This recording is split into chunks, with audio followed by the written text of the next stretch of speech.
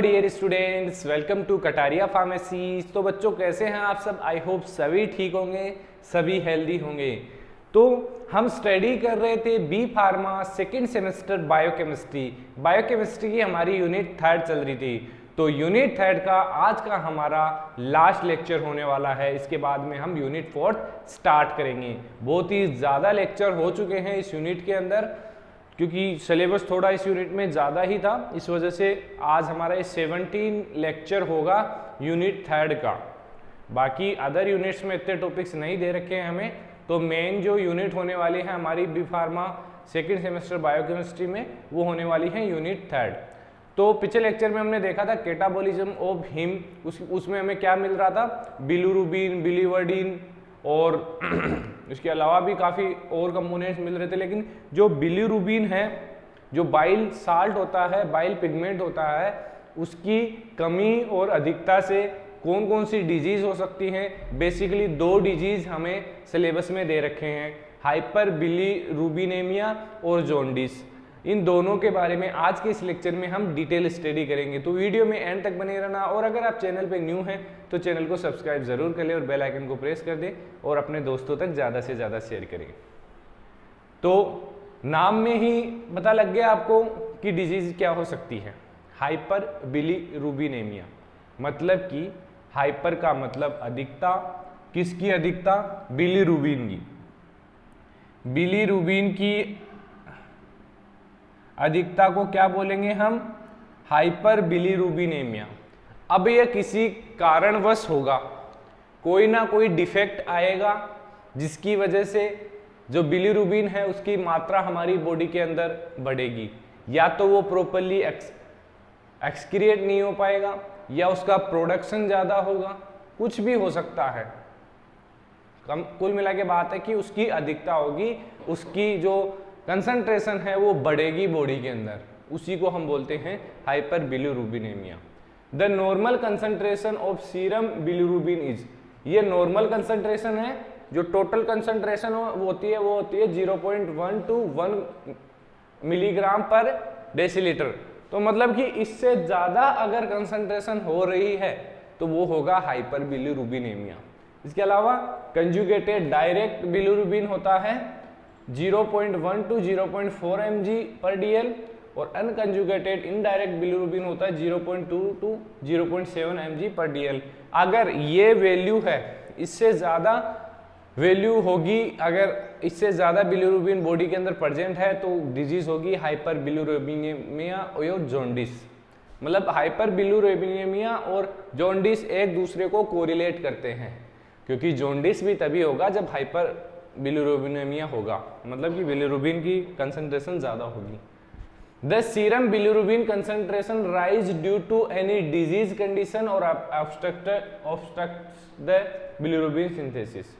ये किसी डिजीज के कारण हो सकता है या अन्य कोई फैक्टर भी हो सकता है जिसके कारण बिलिरुबिन की कंसंट्रेशन बॉडी के अंदर बढ़ती है।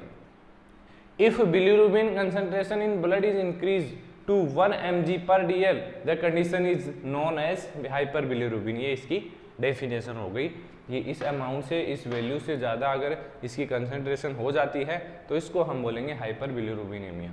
Hyper bilirubinemia result due to, कुछ फैक्टर्स हैं जिनके कारण हाइपर बिलिरुबिनेमिया कोज होता है। फर्स्ट है इंक्रीज बिलिरुबिन प्रोडक्शन।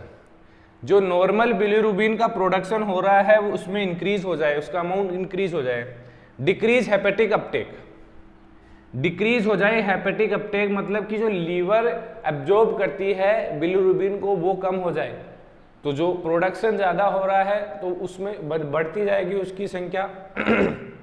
इसके अलावा डिक्रीज हेपेटिक कंजुगेशन, हेपेटिक जो कंजुगेशन है वो डिक्रीज हो जाएगा तो उसका लेवल क्या होगा? बढ़ेगा।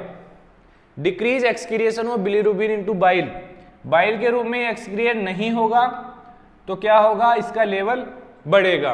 तो ये कुछ फैक्टर हैं जिनके कारण हाइपर बिलिरुबिनेमिया कोज होता है। अब ये फैक्टर किसी भी डिजीज के कारण हो सकते हैं, उनके बारे में यहाँ पर हम डिस्कस नहीं कर रहे हैं। बात कर लेते हैं जॉन्डिस की। तो जॉन्डिस भी एक तरीके से हाइपर बिलिरुबिनेमिया ही हो गया, क्योंकि इसके अंदर भी बिलिरुबिन की जो मात्रा है, बिलिरुबिन की जो कंसंट्रेशन है वो बढ़ जाएगी। अब जॉन्डिस के अंदर इसको हिंदी में बोले तो पीलिया इसको बोलते हैं, पीलिया के नाम से आप जानते होंगे या काफी स्टूडेंट जॉन्डिस के नाम से भी जानते होंगे उसको।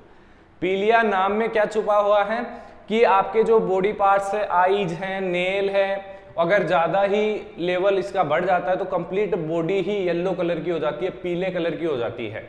आपने देखा होगा कहीं ना कहीं तो किसी किसी को हुआ होगा, ऐसा कोई हो ही नहीं सकता, लगभग सभी को पीलिया होता है, मुझे भी हुआ था बचपन में, लगभग मैंने देखा है लगभग बच्चों को होता है ये। तो jaundice refer to yellow coloration of skin, the mucosa and sclera, white of eye. सबसे पहले कहाँ दिखेगा ये, स्क्लेरा जो व्हाइट ऑफ आई है हमारा, वहां येलोइश कलर होगा, जो आपके नेल हैं वो येलोइश कलर के होंगे, आपकी जीभ है वो येलोइश कलर की हो जाएगी, resulting from accumulation of bilirubin in the skin and mucous membrane. क्योंकि जो बिलिरुबिन है उसकी कंसंट्रेशन हमारी बॉडी के अंदर बढ़ेगी तो वो यहाँ पे आके जमा हो जाएगी, जिस कारण ये पीले दिखाई देंगे। तो ये बेसिकली 3 टाइप्स के हैं। Pre hepatic jaundice, pre hepatic jaundice कैसे होता है, this type of jaundice is due to defect in the functioning of liver. अगर लीवर के फंक्शन में कोई डिफेक्ट आ रहा है तो प्रॉपर्ली अपटेक नहीं कर पाएगी किसका, बिलिरुबिन का, to adequately remove the increased level of bilirubin from the blood due to hemolysis of RBC. This type of jaundice due to defect in functioning of liver to adequately remove the increased level of bilirubin। मतलब कि जो bilirubin बढ़ रहा है उसको liver कम नहीं कर पाएगी, मतलब उसको एक्सक्रिएट नहीं कर पाएगी प्रॉपर्ली, क्योंकि उसके फंक्शन में कुछ ना कुछ प्रॉब्लम आ चुकी है। यह है प्री हेपेटिक। सेकेंड है hepatic jaundice, this type of jaundice is due to a defect in the functioning of liver to properly metabolise and excrete. उसको प्रॉपर्ली मेटाबोलाइज नहीं कर पाएगा बिलिरुबिन को लीवर, और एक्सक्रिएट नहीं कर पाएगा इस कंडीशन में bilirubin, due to defect in capturing, conjugating and excreting bilirubin by liver. ये हो गया हेपेटिक जॉन्डिस। लास्ट है पोस्ट हेपेटिक जॉन्डिस। इसमें क्या है, this type of jaundice is due to obstruction in the flow of bile. जो bile का flow होता है लीवर के अंदर उसमें कोई डिफेक्ट आ गया हो, फ्लो प्रॉपर नहीं हो पा रहा हो, due to the obstruction of extra hepato biliary system. तो इस कंडीशन को हम बोलते हैं पोस्ट हेपेटिक जॉन्डिस। जॉन्डिस के सिम्टम्स हो सकते हैं, वीकनेस आ सकती है बॉडी के अंदर, डायरिया होगा, एनीमिया हो सकता है, वेट लॉस हो सकता है, itching of skin, फैटिक, yellowish of skin and eyes and nail. ये सबसे बड़ा इसका सिम्टम्स है जिससे आप आइडिया लगा सकते हैं कि पेशेंट को जॉन्डिस हो गया है। तो ये हमारी यूनिट 3 कंप्लीट हो चुकी है। अगर आपको कोई भी लेक्चर्स में डाउट हो तो आप हमें कमेंट करके बता सकते हैं, और या हमारा टेलीग्राम ग्रुप ज्वाइन कर लीजिए, वहाँ आप हमसे डायरेक्ट कॉन्टेक्ट कर सकते हैं।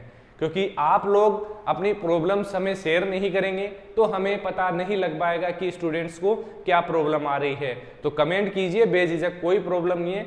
आपको जो भी डाउट है, मेरे से क्या गलती हो रही है वो भी आप बता सकते हैं, क्योंकि आप लोग इतने स्टूडेंट्स हो, अगर आप एक एक मिस्टेक्स भी आप पकड़ेंगे, अगर एक एक डाउट भी आपका होगा तो कमेंट सेक्शन भर जाएगा। लेकिन आप लोग कमेंट ही नहीं करते, पता नहीं स्टडी भी करते हैं या नहीं, बस वीडियोस देखते रहते हैं। तो स्टडी कीजिए, अगर अच्छे से स्टडी करोगे तो डाउट जरूर होगा आपको। तो कमेंट करना और टेलीग्राम ग्रुप ज्वाइन कर लीजिए। मिलते हैं नेक्स्ट वीडियो में।